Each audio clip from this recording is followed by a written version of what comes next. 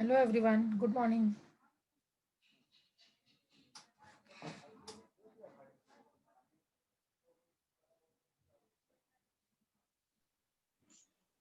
Yes, ma'am. Okay, so today you will be learning about how to pass the journal entry in the tally, TDS entry in the tally. So for that, we have a transaction, that is example number one, that is TDS entry. Pass the journal entry in the books of Ram Lal and Company. Ramlal and company के book में आपको journal entry पास करना है and 10 number and pen number आपको दिया हुआ है। सी ये जो आपको ट्रांजेक्शन है आपके सामने, ये इतने 8 ट्रांजेक्शन है, आपको ये 8 ट्रांजेक्शन का जर्नल एंट्री टैली में पास करना है। कैसे पास करते हैं वो हम लोग देखने वाले हैं। ओके, सो इसके पहले हम लोग ने टीडीएस की थियोरी वगैरह देखी थी कि इसका परसेंटेज क्या है, कैसे इसका टीडीएस डिडक्ट होना चाहिए, इसका परसेंटेज का अमाउंट क्या रहेगा, कट ऑफ रेट क्या है, वो सब हम लोग ने देखा था। उसके बेसिस के हिसाब से मतलब आपको भी करना क्या होगा, पहले तो आपको टैली ओपन करके ये नाम से कंपनी क्रिएट करनी पड़ेगी। That is Ramlal and company के बुक में आपको जर्नल एंट्री पास करना है। सो रामलाल एंड कंपनी का आपको टीडीएस का जर्नल एंट्री पास करने के लिए आपको पहले उसका कंपनी क्रिएट करना पड़ेगा। So go to on the Tally. Tally में जाने के बाद आपको यहाँ पे कंपनी क्रिएट करना है। कंपनी क्रिएट करने के लिए पहले जो कंपनी है उसको शट करना पड़ेगा एंड यहाँ पे आके आपको कंपनी क्रिएट करना है। That is a creation of company. जैसे आप कंपनी क्रिएट करोगे वो आपको पाथ पूछेगा, डायरेक्टरी पूछ रहा है आपको।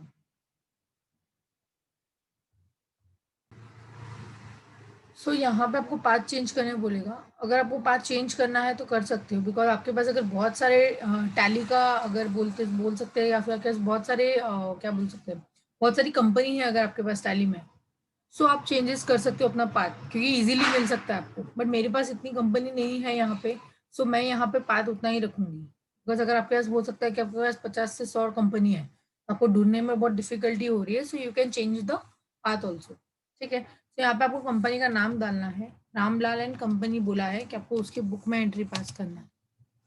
सो रामलाल एंड कंपनी डाल दिया। स्टेट आप बता दीजिए कहाँ के हो आप। लाइक चलो हम लोग स्टेट डाल देते हैं महाराष्ट्र। बाकी कुछ डालने की जरूरत नहीं है। ईयर आप चेक कर सकते हो, एंटर एंटर एंटर करने के बाद ये फाइनेंशियल ईयर आपको कब से रखना है। तो जो चल रहा है वही रहने देते हैं हम लोग। अदरवाइज आप चेंज भी कर सकते हो आपका फाइनेंशियल ईयर। ठीक है, पासवर्ड वगैरह डालना है तो आप डाल सकते हो। बाकी एक करेंसी जो आपको रखना है, सिंबल वगैरह, वो आपको रखना ही है वैसे। तो मतलब यहाँ पे कंपनी क्रिएशन के लिए आप चाहिए तो directly that is your path, वो आप चेंज कर सकते हो और नाम चेंज कर सकते हो। उसका एड्रेस वगैरह है तो आप वो भी डाल सकते हो, स्टेट वगैरह जो है वो। ठीक है, तो ये कंपनी क्रिएशन हो गया। अभी आपको रामलाल एंड कंपनी का कंपनी क्रिएट करके मिल रहा है। ठीक है, जैसे ही कंपनी क्रिएट हुआ आप यहाँ पे देख सकते हो, आपको करंट पीरियड बता रहा है। करंट पीरियड दैट इज 1 अप्रैल 2020 से मेरा फाइनेंशियल ईयर स्टार्ट होता है एंड 31 मार्च 2021 को मेरा फाइनेंशियल ईयर क्लोज होगा। आपको यहाँ पे डेट बताया है कि 1 अप्रैल 2020 से, दैट इज वेडनेसडे है वहाँ पे, मतलब तभी, तो आप तभी की एंट्री पास कर सकते हो। करंट डेट वहाँ पे बताया, तभी से एंट्री पास करना पड़ेगा, या आपके ऊपर है आपको कभी पास करना है। लेफ्ट साइड पे आपको कंपनी का नाम दिखेगा और यहाँ पे आपको बताएगा कि आपने कुछ एंट्री पास की है क्या नहीं। अभी तक हम लोग ने फर्स्ट टाइम कंपनी क्रिएट किया है, तो यहाँ पे कोई भी कंपनी पास किया हुआ नहीं है। सो आपको जैसे ही कंपनी क्रिएट कर हो गया, वैसे आपको क्या करना है, F11 में जाना है। F11 में जाने के बाद F3 में जाओगे आप। F11 में जाने के बाद F3 में जाना है और यहाँ से आपको क्या करना है, टीडीएस आपको राइट साइड पे दिखेगा, enable TDS that is tax deducted at source, उसको यस करना है। जैसे यस करोगे, सेट अल्टर जो दिख रहा है वो भी आपको यस करना है। जैसे आप यस करोगे, यहाँ पे आपको 10 नंबर पूछेगा। 10 नंबर तो आपको क्वेश्चन में दिया हुआ है, दिस वन दिख रहा है आप लोगों को।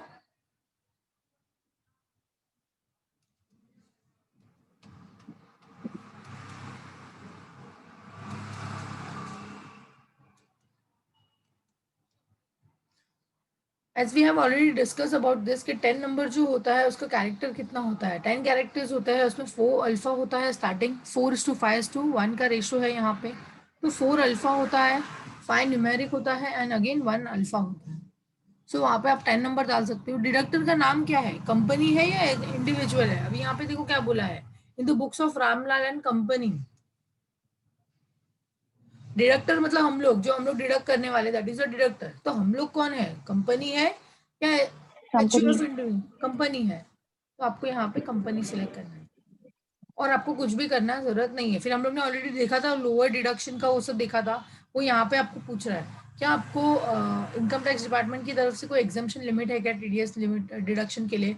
वो जो हम लोग ने 197 देखा था लोअर डिडक्शन, जहाँ पे कंपनी को 2% लगता है, वहाँ पे कंपनी को लोअर डिडक्शन लगता है 197 पे, दैट इज 1%। उसको आपको येस करना पड़ेगा, लेकिन अभी ऐसा कुछ भी नहीं है, वो जस्ट थियोरी पर्पज के लिए था। ठीक है, तो यहाँ पे आपको कंट्रोल ए करना है। जैसे ही आप कंट्रोल ए करोगे आपका टीडीएस तो अनेबल हो गया, लेकिन आपको यहाँ पे अगर आप पेन नंबर नहीं डालोगे तो आपको प्रॉब्लम होगा। पेन नंबर डालना जरूरी है। पेन नंबर भी आपको दिया हुआ है यहाँ पे। पेन नंबर जो होता है उसका 5:4:1 का रेशियो होता है।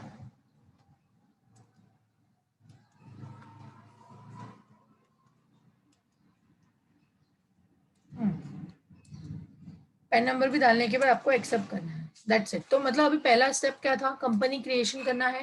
कंपनी क्रिएशन करने के बाद आपको फीचर्स ऑन करना होगा। तो फीचर्स ऑन करने के लिए F11 F3 में जाने के बाद टीडीएस अनेबल करना है, और 10 नंबर डालने के बाद पेन नंबर भी डालना जरूरी है। ठीक है, सो ये हो गया। उसके बाद आपको क्या करना पड़ेगा, ट्रांजेक्शन रीड आउट करना पड़ेगा। आप क्या करोगे, आप ट्रांजेक्शन पढ़ोगे। जब आप ट्रांजेक्शन पढ़ोगे, ट्रांजेक्शन पढ़ने के बाद आपको सोचना है कि इसमें से वो कौन सा सेक्शन एप्लीकेबल है इसको। दैट इज, फर्स्ट आपको बोला है bill for audit fees receive from Rajan associates.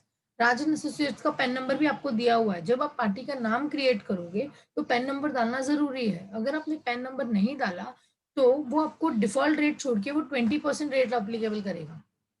For example से ये ऑडिट फीस जो है, आपको बिल मिला ऑडिट फीस का, ये कौन से सेक्शन में जाएगा, बताना जरा मुझे, कौन से सेक्शन में जाएगा। Professional fees. यस, ये प्रोफेशनल फीस में जाएगा ऑडिट फीस।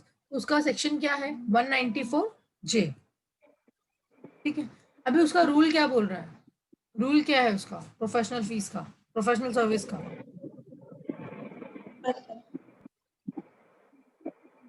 वो आपको बोला है कि अगर आपका अमाउंट प्रोफेशनल सर्विस का अमाउंट, 5%। Hello,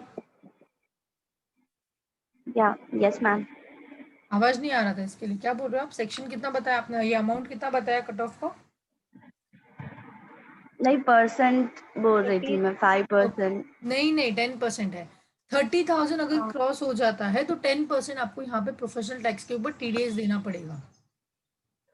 okay, okay. तो ये ऑडिट फीस जो है वो मेरा प्रोफेशनल है, that is 194J।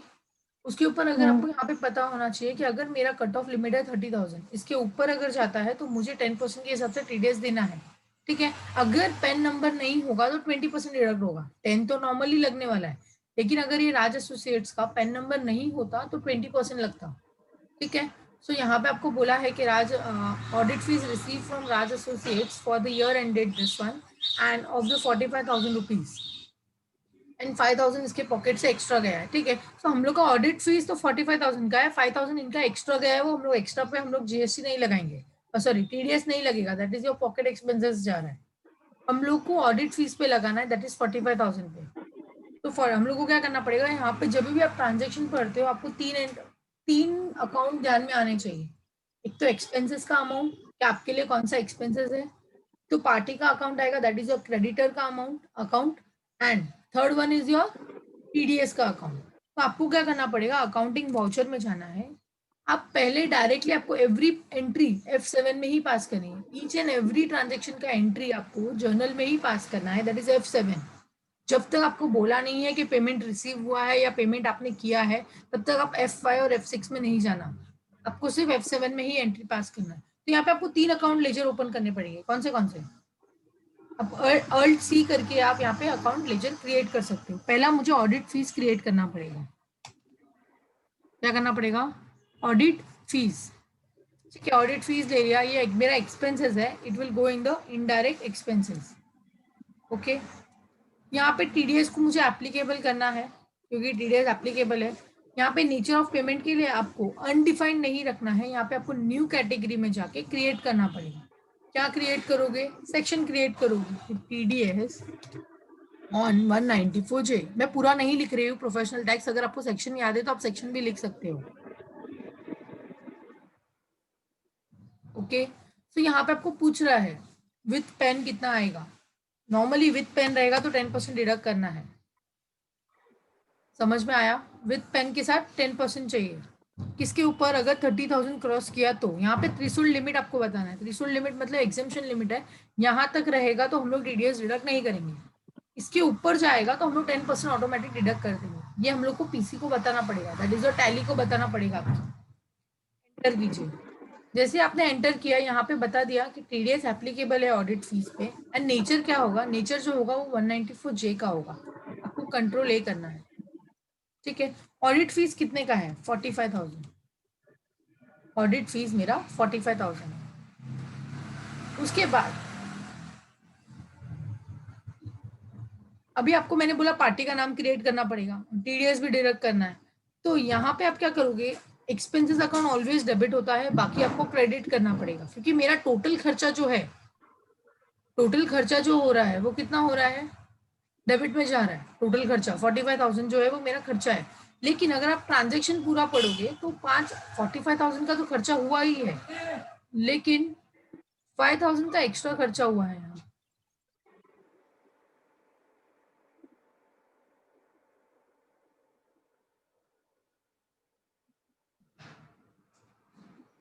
Just 2 minutes. सो ये मेरा फर्स्ट ट्रांजेक्शन जो है वो बोल रहा है bill for audit fees receive. 45,000 तो आपका ऑडिट फीस हो गया है, और 5,000 आपने एक्स्ट्रा खर्चा किया है। खर्चा तो किया है, आपका एक्स्ट्रा है तो कहीं तो आप क्या करोगे? टैली में ऑडिट फीस 45,000 बताइए, लेकिन आपको एक और क्रिएट करना पड़ेगा यहाँ पे। या तो आप पॉकेट एक्सपेंसेस क्रिएट कर सकते हो, या तो आप जनरल एक्सपेंसेस में क्रिएट कर सकते हो, जैसा आपको ठीक लगे। नाम तो है पॉकेट एक्सपेंसेस, तो हम लोग पॉकेट एक्सपेंसेस ही डाल रहे हैं, जाएगा इनडायरेक्ट एक्सपेंसेस में, और यहाँ पे आपको टीडीएस एप्लीकेबल नहीं है, तो एंटर करने के बाद आपको यहाँ पे सिर्फ 5,000 एप्लीकेबल करना है। समझ में आया? ऑडिट फीस मेरा 45,000 है, उस पर टीडीएस एप्लीकेबल है, लेकिन पॉकेट एक्सपेंसेस जो मेरे जेब से जा रहा है उसके ऊपर टीडीएस एप्लीकेबल नहीं है, ठीक है। अभी मुझे क्या करना पड़ेगा? एक पार्टी का नाम क्रिएट करना पड़ेगा, या तो टीडीएस का एंट्री करना पड़ेगा, टीडीएस का अकाउंट क्रिएट करना पड़ेगा, दैट इज द लीजर। तो यहाँ पे आएगा टीडीएस ऑन 194J, इसका जाएगा ड्यूटी एंड टैक्स के अंदर, ये जाएगा टीडीएस, और यहाँ पे आपको ये सिलेक्ट करना भूलना नहीं है। सो यहाँ पे हम लोग को 3 लेजर क्रिएट करना होता है, एक तो एक्सपेंसेस का, एक पार्टी का, और एक टीडीएस का। तो मैंने एक्सपेंसेस का तो क्रिएट कर लिया है, और यहाँ पे एक और एक्स्ट्रा था एक्सपेंसेस, तो पॉकेट एक्सपेंसेस का भी क्रिएट किया। सेकेंड आपको क्या करना होगा? टीडीएस का लेजर ओपन करना होगा, that is your TDS on section, या फिर आप पूरा नाम लिख सकते हो, टीडीएस ऑन प्रोफेशनल सर्विस, ठीक है। तो यहाँ पे मैंने उसका सेक्शन ले लिया, और यहाँ पे नेचर ऑफ पेमेंट सिलेक्ट करना मत भूलना, ठीक है। कंट्रोल ए कर दीजिए यहाँ से, ठीक है। उसके बाद अगर आप देखोगे तो यहाँ पे वो लिया उसने, ठीक है। अभी हम लोग क्या करते हैं? पार्टी का अकाउंट भी क्रिएट कर देते हैं। पार्टी का अकाउंट क्या है? राज एंड एसोसिएट्स। तो आपको यहाँ पे एक पार्टी का अकाउंट भी क्रिएट करना पड़ेगा, Raj and associates. Raj and associates आपका पार्टी है, दैट इज योर क्रेडिटर है। क्रेडिटर में भी आपको टीडीएस एप्लीकेबल बताना पड़ेगा, बिकॉज अभी तक अगर आप देखोगे मैंने टीडीएस एप्लीकेबल तो किया है वहां पे, लेकिन पार्टी में भी आपको टीडीएस एप्लीकेबल करना पड़ेगा। डिडक्टिव टाइप पूछ रहा है वो आपको। आपको क्या बोला है? राज एसोसिएट्स बोला है। एसोसिएट्स बोला है तो यू कैन लाइक इसको पर्सन, टाइप्स ऑफ पर्सन आपको पता होना चाहिए, that is association of person में जाएगा, कंपनी में जाएगा, किधर जाएगा। सो एसोसिएट्स के हिसाब से हम लोग यहाँ पे एसोसिएशन ऑफ पर्सन ले रहे हैं। डिडक्टिव का यस बोला है, और यहाँ पे आपको पेन नंबर डालना कंपलसरी है। राज का पेन नंबर आपको दिया होगा क्वेश्चन में, दिस वन, DRGH के, DRGH के।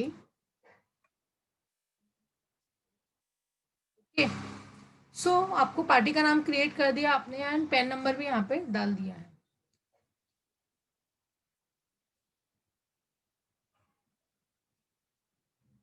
तो अभी यहाँ पे आपको क्रिएट करना होगा, ये टीडीएस एंट्री कट कर रहा है नहीं, 2 मिनट, एक बार फिर से एंट्री पास करना पड़ेगा, ये सब में मदद मारी। तो ऑडिट फीस आपका आएगा 45,000। बाय आपको सिलेक्ट करना है your pocket expenses, that is your 5,000। To Raj associates, आपको यहाँ पे रेफरेंस नंबर पूछ रहा है। देखो अब यहाँ पे अगर आप देखोगे तो इसने टीडीएस डिडक्ट किया है, मतलब जब हम लोग अकाउंट क्रिएट कर रहे हैं तभी अगर उसने एंट्री पास नहीं किया, ऑटोमेटिक टीडीएस डिडक्ट नहीं किया है अगर, तो बैक स्पेस करके आप वापस से आ सकते हो उसमें जेबी पास करने के लिए, जैसे मेरे साथ अभी हुआ। ऑडिट फीस 45,000 था, पॉकेट एक्सपेंसेस 5,000 था, तो टोटल 50,000 हो गया बरोबर। लेकिन टोटल 50,000 हुआ है, लेकिन मुझे टीडीएस सिर्फ ऑडिट फीस पे देना है, टीडीएस मेरा पॉकेट एक्सपेंसेस में नहीं जाएगा, मुझे ऑडिट फीस पे देना है। तो ऑडिट फीस पे 30,000 के ऊपर जाएगा तो 10% बोला है, तो 10% मतलब 45,000 का 10% इज 4,500। तो आप देख सकते हो यहाँ पे कि राज एसोसिएट्स के लिए हम लोग ने 50,000 में से 4,500 डिडक्ट किया है, उसको बोला है टीडीएस ऑन 194J। समझ में आया? Clear everyone? मैम 45,500 कैसे आया? 50,000 में से 4,500 माइनस करो। मेरा टोटल जो ट्रांजेक्शन वैल्यू है दैट इज ऑडिट फीस का वैल्यू 45,000 है, पॉकेट एक्सपेंसेस का अमाउंट 5,000 है, बट मुझे पॉकेट एक्सपेंसेस 5,000 पे टीडीएस एप्लीकेबल नहीं है। तो टोटल खर्चा मेरी जेब से कितना हुआ? टोटल खर्चा डेबिट साइड में हम लोग ने 50,000 बताया कि मेरा खर्चा 50,000 हुआ है, लेकिन 50,000 में से खर्चा तो हुआ, लेकिन उसमें टीडीएस कितना है? तो टीडीएस का अमाउंट इज 4,500। कैसे पता चला? तो आप 50,000 पे 10% मत कैलकुलेट करो, आप 45,000 पे 10% कैलकुलेट करो। सो 45,000 पे 10% इज 4,500। तो 50,000 पे से 4,500 अगर टीडीएस का अमाउंट है, तो बाकी आपको टीडीएस कट करने के बाद पार्टी को पेमेंट कर दो, दैट इज राज एसोसिएट्स को पेमेंट कर दो 45,500। समझ में आया? टीडीएस का कैलकुलेट कैसे हुआ? वो रेफरेंस न्यू रेफरेंस वन में ये ऑटोमेटिक होता है, हम लोग ने एक बार क्रिएट किया है यहाँ पे। आपका टैली नहीं हुआ है क्या? नहीं, अभी चालू किया है टीडीएस। ओके तो आपको वहाँ पे ही वो मतलब इन डिटेल तो वहाँ पे ही आपको सीखना पड़ेगा, बिकॉज मैं तो यहाँ पे सिर्फ जर्नल एंट्री सिखाती हूँ, बट फिर भी अभी आपने पूछा है तो मैं आपको बता देती हूँ कि यहाँ पे क्या होता है। हम लोग को 3 चीजें क्रिएट करनी होती है, एक तो पार्टी का नाम क्रिएट करना होगा, एक्सपेंसेस क्रिएट करना होगा और टीडीएस क्रिएट करना होगा, ठीक है। सो यहाँ पे एक्सपेंसेस जब मैंने क्रिएट किया था, दिस वॉज ये ऑडिट फीस जो मेरा एक्सपेंसेस है, जैसे आप क्रिएट करोगे तो ये मेरे लिए क्या है? ये मेरे लिए खर्चा है। तो कंट्रोल एंटर करके मैं आपको दिखा देती हूँ कि ये जो मेरा खर्चा है ये मेरा इनडायरेक्ट एक्सपेंसेस है। तो ऑडिट फीस आपने इनडायरेक्ट एक्सपेंसेस में सिलेक्ट करना है, और यहाँ पे आपको टीडीएस एप्लीकेबल है करके बताना पड़ेगा। जैसे आप टीडीएस एप्लीकेबल करोगे वो आपको पूछेगा नेचर ऑफ पेमेंट क्या है। तो नेचर ऑफ पेमेंट मतलब कितना आपका कट ऑफ क्या है, जो मैंने आपको प्रीवियस लेक्चर में बताया था कि that is your cut off. अगर 30,000 के ऊपर जाएगा तो 10%, तो वो मुझे इनको बताना पड़ेगा। तो उसके लिए मैंने यहाँ पे क्या किया, टीडीएस 194J क्रिएट किया न्यू कैटेगरी में जाके। तो यहाँ पे भी मैं आपको कंट्रोल एंटर करके बता देती हूँ कि टीडीएस 194 जो मैंने क्रिएट किया, उनको बताया कि अगर उनके पास विथ पेन है, मतलब इंडिविजुअल अगर जो भी है वो अगर विथ पेन के साथ है तो 10% कट करना है, अगर कोई कंपनी रहेगी तो भी 10% कट करना है, लेकिन कभी 30,000 क्रॉस होने के बाद, ठीक है। तो 194J सिर्फ प्रोफेशनल फीस के लिए है। तो यहाँ पे मैं स्केप करती हूँ, आपको ये मैंने बताया।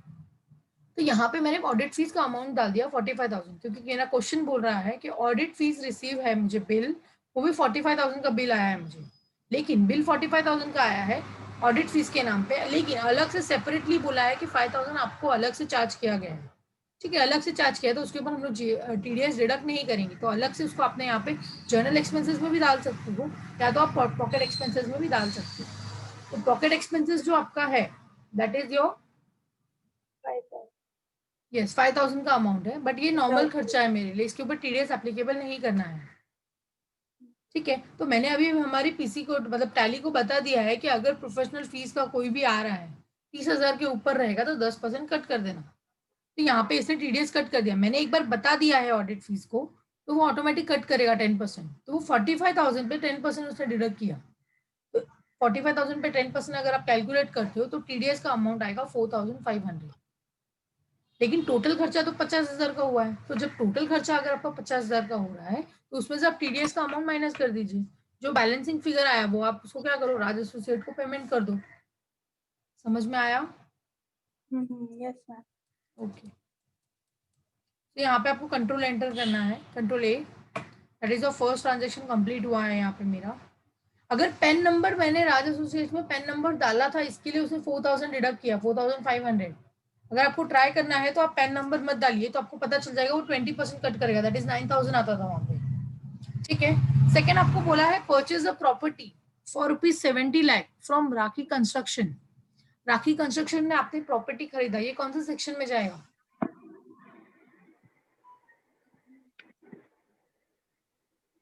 प्रॉपर्टी अगर आप खरीद रहे हो that is a immovable property. Immovable property आप जो जाता है दैट इज अ 194 IA. वहां पे क्या बोला है कि अगर आपका वैल्यू 50 लाख क्रॉस हो जाता है तो आपको 1% का TDS देना पड़ेगा. तो यहाँ पे तो मेरा 70 लाख है, मतलब आपको क्रिएट करना पड़ेगा.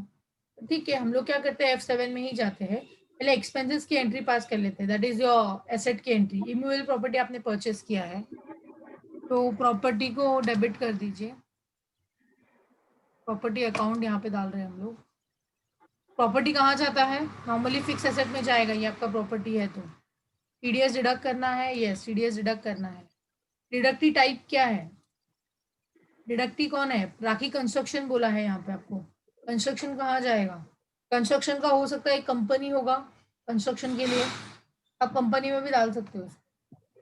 कंस्ट्रक्शन वगैरह है वो एक कंपनी लेके बैठते हैं, वहां पे आपको डालना पड़ेगा. और यहाँ पे आपको क्या करना है? ओके ओके ओके करना है.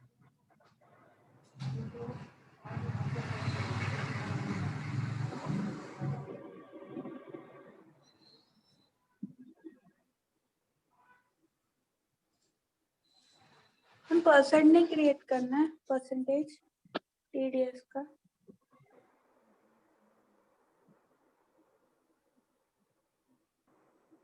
तो यहाँ पे जब हम लोग ने प्रॉपर्टी अकाउंट क्रिएट किया है तो आपको यहाँ पे सेक्शन बताना पड़ेगा एक. दैट इज मैंने आपको बोला नेचर ऑफ पेमेंट बताना जरूरी है. तो न्यू कैटेगरी में आपको जाना है. न्यू कैटेगरी में जाने के बाद आप उसका सेक्शन बताइए, that is IA. Payment code में हम लोग यहाँ पे 1 नहीं डालते, सिर्फ 94 IA डालते हैं. ठीक है, विथ पेन रहेगा तो 1% डिडक्ट करें. अमाउंट लिमिट है 50 लाख, मतलब 50 लाख क्रॉस हुआ तो 1% आपको यहाँ पे TDS डिडक्ट करना है. ये हम लोग ने बता दिया उसको. ठीक है, ये मेरा एक्सपेंसेस का अमाउंट था, बट आपका यहाँ पे अमाउंट कितना आ रहा है? 70 लाख आ रहा है. और यहाँ पे अभी आपको क्या क्रिएट करना पड़ेगा? अभी आपको पार्टी का नाम क्रिएट करना पड़ेगा. तो पार्टी का नाम क्या है? फ्रॉम राखी कंस्ट्रक्शन बोला है तो राखी कंस्ट्रक्शन आपको लेना पड़ेगा. राखी कंस्ट्रक्शन कहाँ जाएगा? क्रेडिटर में ही डालना पड़ेगा, क्योंकि आपको उसको पेमेंट देना है. किसी को भी पेमेंट देना है, मतलब आपने कुछ ना कुछ परचेज किया है, मतलब उस पे उनको पेमेंट करना पड़ेगा. That is your creditor. TDS deduct करना है क्या? ये TDS डिडक्ट करना है. और उनका यहाँ पे आपको बताना पड़ेगा ये कंस्ट्रक्शन जो है वो एक कंपनी है, दैट इज कंपनी रेसिडेंट है. ठीक है, यहाँ पे आपको पेन नंबर डालना कंपलसरी है. पेन नंबर आपको यहाँ पे दिया हुआ है.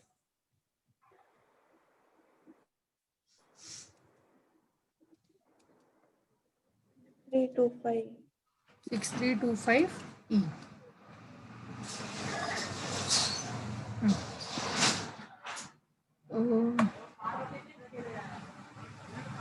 यहाँ पे आपको एरर आया है कि कंपनी का लाइक जो पेन नंबर होता है ये प्रॉपर नहीं है. ठीक है, सो यहाँ पे प्रॉपर नहीं है तो आपको उसको प्रॉपर करके चेंज करना पड़ेगा. तो चेंज करने के लिए आप क्या करोगे पता है? ये 4th कैरेक्टर जो होगा वो आपको चेंज करके C करना है. क्या करना है? 4th कैरेक्टर जो रखना है वो आपको C रखना है, बिकॉज ये कंपनी है तो कंपनी रहेगी तो 4th कैरेक्टर C ही होना चाहिए. तो उसने एक्सेप्ट किया, अदरवाइज नहीं करता वो. ठीक है, सो राखी कंस्ट्रक्शन हमने लिया. देखो आप उसने TDS डिडक्ट कर लिया है 1%. दिखा आपको? तो यहाँ पे आपको भी एक और क्रिएट करना पड़ेगा, that is your TDS on 194 IA. ये जो जाएगा वो ड्यूटी एंड टैक्स में जाएगा. ये आपको TDS सिलेक्ट करना है, अदर्स नहीं. TDS सिलेक्ट कीजिए और यहाँ पे सेक्शन क्रिएट करना पड़ेगा, दैट इज 194 IA. ठीक है, सो TDS ऑन 194 IA हमने सिलेक्ट किया. 70,000 उसने डिडक्ट किया, 1% डिडक्ट किया. तो 70 लाख पे 1% इज और 00 हटा दो के लास्ट का तो 70,000 नहीं आएगा. समझ में आया ये वाला एंट्री सबको? Yes, ma'am. Okay, so we'll go for the next, that is your third transaction. Paid the entire amount to Raj and Associates by check. आपको अभी पेमेंट करना है, चेक से पेमेंट करना है. तो चेक से पेमेंट करने के लिए F5 में जाओ. और चेक से करना है तो आपको बैंक क्रिएट करना पड़ेगा एक. तो हम लोग एक बैंक क्रिएट करते हैं. बैंक हमारे पास ऑलरेडी नहीं है यहाँ पे, क्योंकि हम लोग ने कंपनी अभी क्रिएट किया है. तो यहाँ पे बैंक क्रिएट करने के बाद कंट्रोल ए कीजिए, वापस से कंट्रोल एंटर कीजिए वहाँ पे, क्योंकि जब आप कंपनी क्रिएट कर रहे हो, जब आप बैंक का नाम क्रिएट कर रहे हो तो अंडर वो बैंक अकाउंट में ही जाएगा, और यहाँ पे आपको ओपनिंग बैलेंस बताना पड़ेगा कि बैंक में आपके पास कितना पैसा अवेलेबल है। ठीक है, सो हम लोग बताते हैं कि हमारे पास बैंक में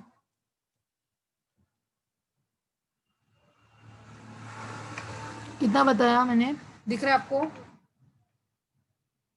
बैंक बैलेंस है तो मैंने 1 करोड़ बताया। ठीक है, उतना बता दिया। अभी आपको किसको पेमेंट करने को बोला? राज एसोसिएट्स को पेमेंट करने को बोला, बट मुझे तो पेमेंट का अमाउंट याद ही नहीं है, कितना पेमेंट करूँ? तो यहाँ पे आपको जो बैलेंस दिखेगा दैट इज 45,500, जो आपको बैलेंस दिख रहा है राज एसोसिएट्स के नाम के नीचे, उतना आपको पेमेंट करना है। वो जीरो होना चाहिए, क्योंकि पेमेंट करने के बाद वो अकाउंट जीरो होना चाहिए। वो पूछ रहा है आप पेमेंट अगेंस्ट करना चाहते हो क्या? यस, अगेंस्ट करोगे तो ही वो माइनस करेगा। देखो ये जीरो हो गया, दिख रहा है? अगर आप अगेंस्ट करोगे तो ही, अगर न्यू रेफरेंस में जाओगे तो वो मानेगा नहीं। ठीक है, तो यहाँ पे हम लोग ने पेमेंट कर दिया। चेक नंबर वगैरह आप डाल सकते हो, यहाँ पे एंटर करना है। ओके, जैसे आपने उसका पेमेंट किया, आपको फोर्थ बोला है कि आप राखी एंड कंस्ट्रक्शन को भी चेक से पेमेंट कर दीजिए। पेमेंट करना है, वापस यहाँ पे आ जाओ, बैंक क्रिएट करो, सिलेक्ट करो, दैट इज एक्सिस बैंक, और यहाँ से आपको स्पेस देके पार्टी का नाम क्रिएट करना है, that is your rakhi construction. इसका भी अमाउंट आप यहाँ पे देख सकते हो। समझ में आया? अभी यहाँ पे 69,30,000 आपके अकाउंट में बैलेंस तो है, उतना है, उतना बैलेंस हमारे पास कि देखो अभी भी 30 लाख है मेरे अकाउंट में बैलेंस। एक्सिस बैंक के नीचे आप जाके चेक कर सकते हो। यहाँ पे आपने इसका पेमेंट कर दिया है। ठीक है, कंट्रोल ए कर दीजिए। हमारा यहाँ पे फोर्थ ट्रांजेक्शन तक कंप्लीट हो गया है। आपको नेक्स्ट पूछा है got a bill from Gada electronic as a generator hiring charges. अभी आपने जनरेटर हायर किया है। Generator is a machine. जब आप मशीन हायर कर रहे हो तो रेंट पे जाएगा। हायर मतलब रेंट, भाड़ा लगना है। तो आपने मशीन हायर किया है, मशीन हायर किया है तो यहाँ पे 2% आपको रेंट लगेगा, दैट इज 194I का लगेगा सेक्शन। ओके, तो यहाँ पे आपको क्या करना पड़ेगा? जेबी में जाना पड़ेगा, दैट इज F7। यहाँ पे आपको अल्ट सी करके एक्सपेंसेस क्रिएट करना पड़ेगा।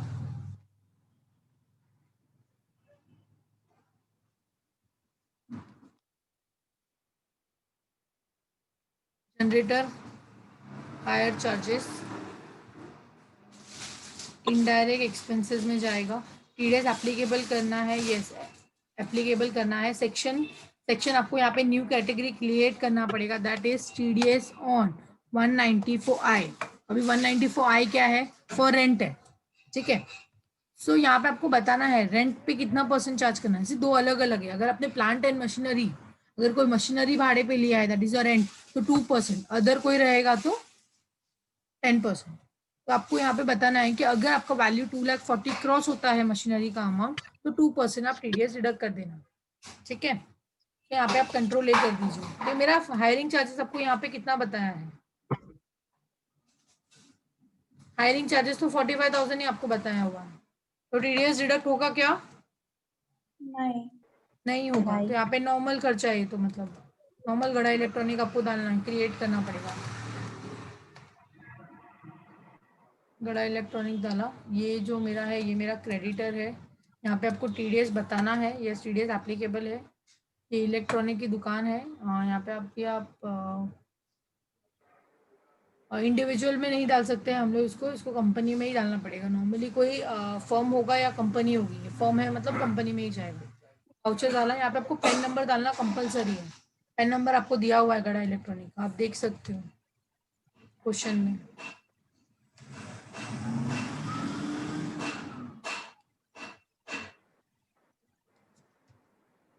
ठीक है, पेन नंबर डाला मैंने, यस किया, अमाउंट किया, कंट्रोल ए, क्योंकि यहाँ पे टीडीएस डिडक्ट नहीं होगा। क्यों नहीं होगा मैंने आपको ऑलरेडी बताया। अभी समझ में आया? Yes.